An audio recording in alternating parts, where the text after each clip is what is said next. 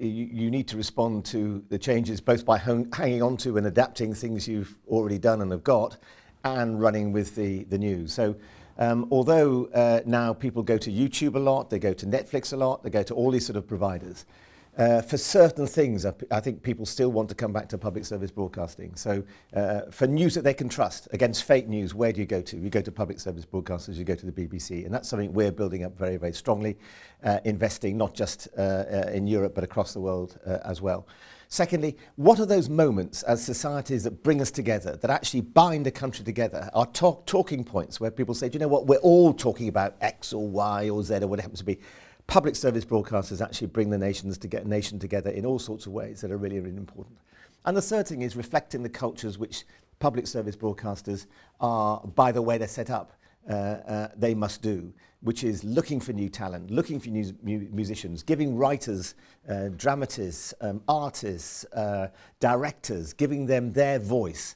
And that's what I think public service broadcasting will also tend to do more than any other form of broadcasting. Now, in the world where we are all broadcasters, where we can have a multiplicity of items, of views, of comment, of items like that, having that solid rock of public service broadcasting in the centre of the media ecology, I think is phenomenally important. Let me first of all set some context. If you look at the BBC, or I think other public service broadcasters, but the BBC certainly, our licence fee income has been flat in real terms over the last decade. We haven't grown. If you look at our opposition, the people who are providing to us within the UK, their incomes have grown. If you look beyond that at the competition from the West Coast, the Amazons and Netflixes, then of course their incomes are growing exponentially.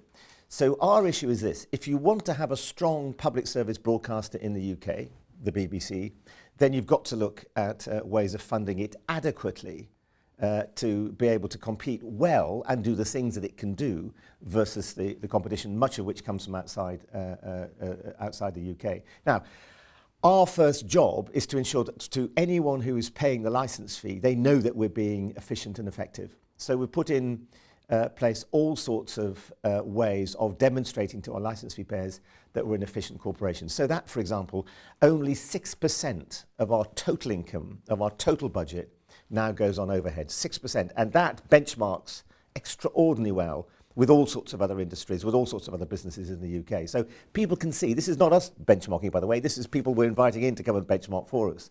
6% of overheads is a really good rate. Now, then the fundamental question becomes, if you want all the good things the BBC can give you now and could give you in the future, how do you fund that properly? And in that sense, we're looking at an imposition that was given to us by the previous coalition government, which said you've got to take on the burden of the over 75s free concessionary licence fee.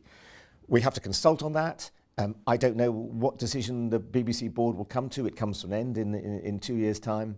But, you know, we're going to have to work out a very difficult question. On the one hand, the funding for the BBC, and on the other, a concession which is given to people, many of whom are not well off at all. So it's a really hard decision, and we're going to consult with the British public about what is right. It's very kind of you to say we're number one public service broadcaster. That's very kind indeed, and I shall take that back home to London and cherish those remarks.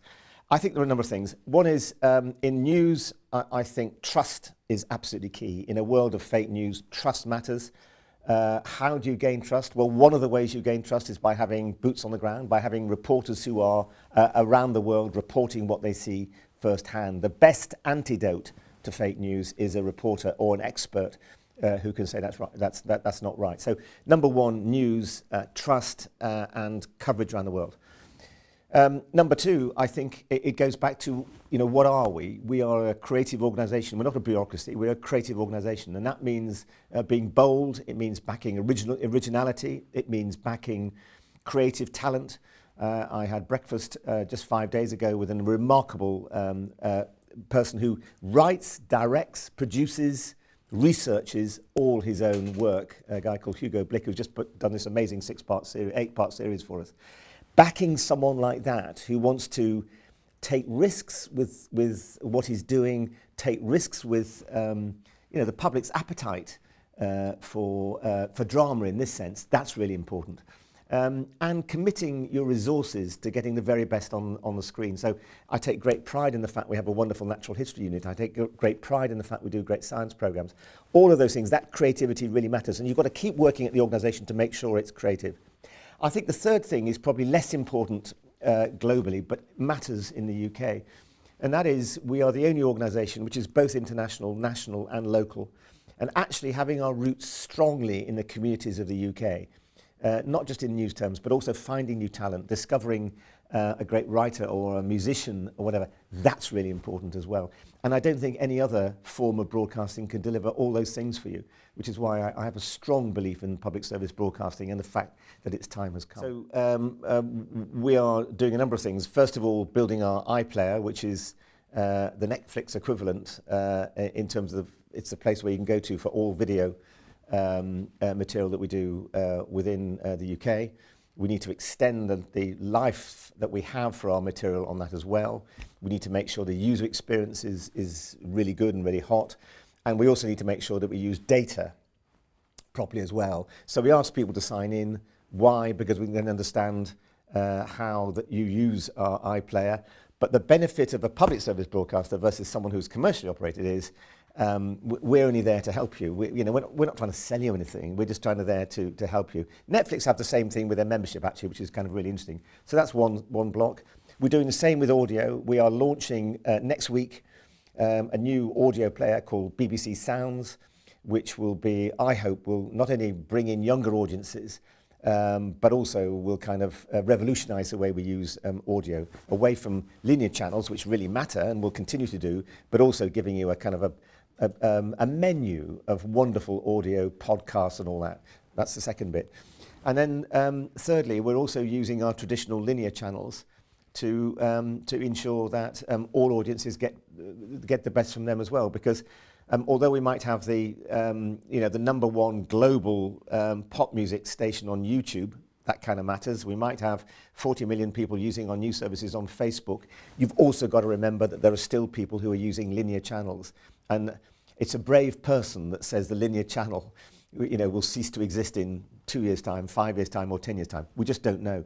So I think one of the most interesting things about life at the moment is the way you have to both drive the new, the on-demand, the where I want it, whenever I want it, with also what may seem to some more old-fashioned linear channels, which still, by the way, do a great job in the UK of bringing everyone together.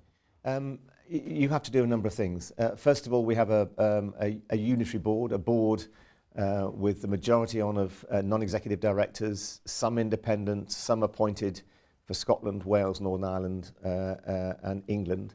But they are the guardians of our independence, and they have to make sure that nobody, governments, business or whatever, seeks to